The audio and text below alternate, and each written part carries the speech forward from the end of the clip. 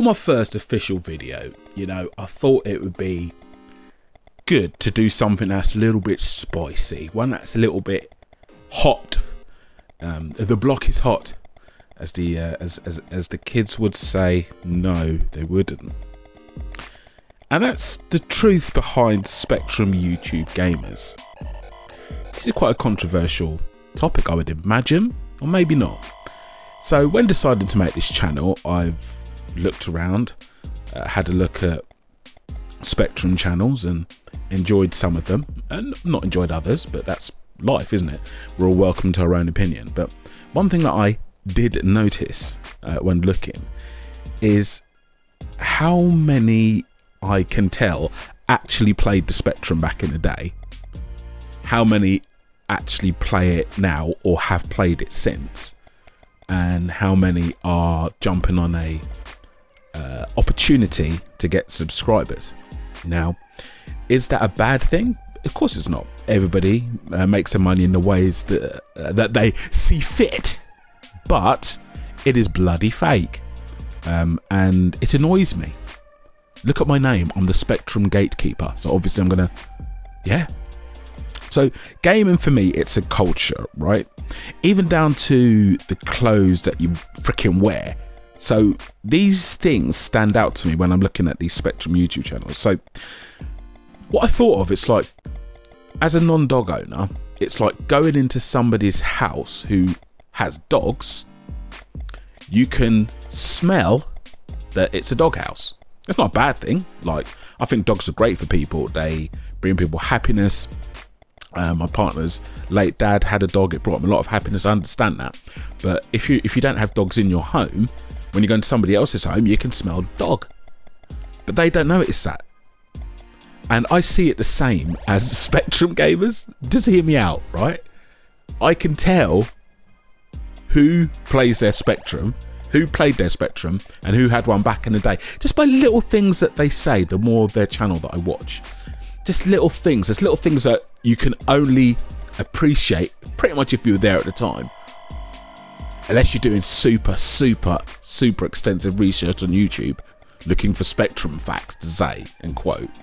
And as somebody who is a hardcore Spectrum player from back in the day when I was a little kid, I can tell. And it's a little bit fake and it's a little bit naughty. I can see ya. Some of the gameplay is absolutely terrible. I'm not talking hard Spectrum games, because Spectrum games are a lot harder than people expect, right? Especially in the modern conveniences, the smoothness of modern gaming. But some of the gameplay is bloody awful, really bad. And I think you've never played your Spectrum before until switching it on to record for this video. Like, if you didn't have a YouTube channel, would you be playing your Spectrum? There's nobody watching you play it. These are little things which come to mind. You can see my tapes at the beginning. They're all my tapes.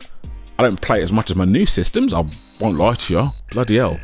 And I think that's a sign of being a real Spectrum gamer, because I went through the struggle. I don't have to put myself through that pain anymore. It's only as I got older I started to miss the old memories associated with it and then reappreciated it. Do you know what I mean?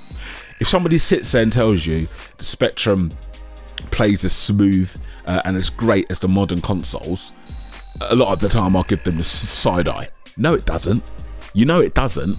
But what it does have is a certain feel, a certain sound, a certain aura about it, and even down to the loading screen. It's all part of the package, and you can just tell those who can appreciate that, who are the actual real ones, and those who are thinking, oh, I'll make a YouTube channel, this is going to get some hits, I'm going to jump on the Spectrum bandwagon. And you've also got those ones that are like, oh, I'm from America, we never played the Spectrum over here, I'm going to unbox it and review it. Well, I mean, like I said, you can do whatever you bloody want, but it's fake, and I'm the Spectrum bloody gatekeeper. It's annoying, right?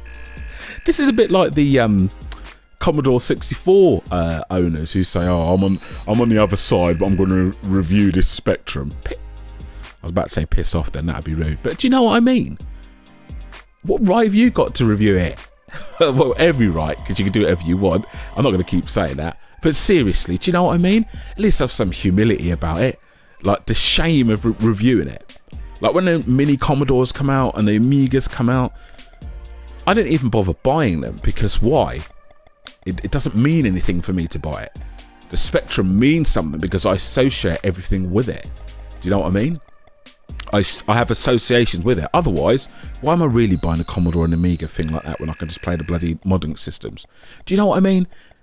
When I say I'm 100% Spectrum, are you guys getting it? I'm 100% Spectrum.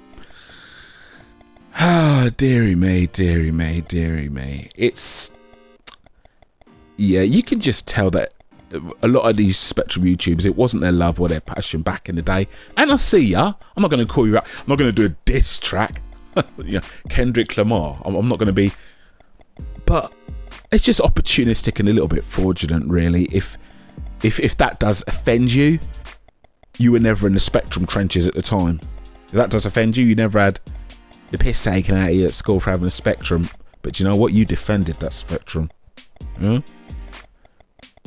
Do you know what I'm saying? If you don't appreciate those rock solid, deadly cardboard boxes from Ocean and US Gold with the tapes in, which I still own. And they're still solid as hell today. Do you know what I mean? Reading the manual, unfolding your tape cassette on the way back on the bus, excited about the game. Looking at the artwork and being mesmerised by it, and somehow that artwork became the actual graphics. You didn't mind that the step down was so big. You can't appreciate that if you weren't there at the time. Because if you're like a Commodore or Atari ST owner, etc., those graphics were pretty good. You didn't have colour clash. So when you go back now and start playing it, it's like, oh yeah, I'm in the retro scene, I'm playing the Spectrum. We know what you're thinking. We know what you're thinking. You're thinking, God, this is shit, innit? Bloody hell, this is rubbish. But I've got to say I like it because I'm making a YouTube. We know what you're thinking. Yeah, us hardcore Specky fans, we love it because of the associations with it. With the launch of the new Spectrum recently and it being back in stock again, I think we're going to see more of these Spectrum reviews and YouTubers popping up, and those of us who know will just silently say to ourselves, bloody wankers, innit? We know. Be easy, behave yourself, will ya? See you later.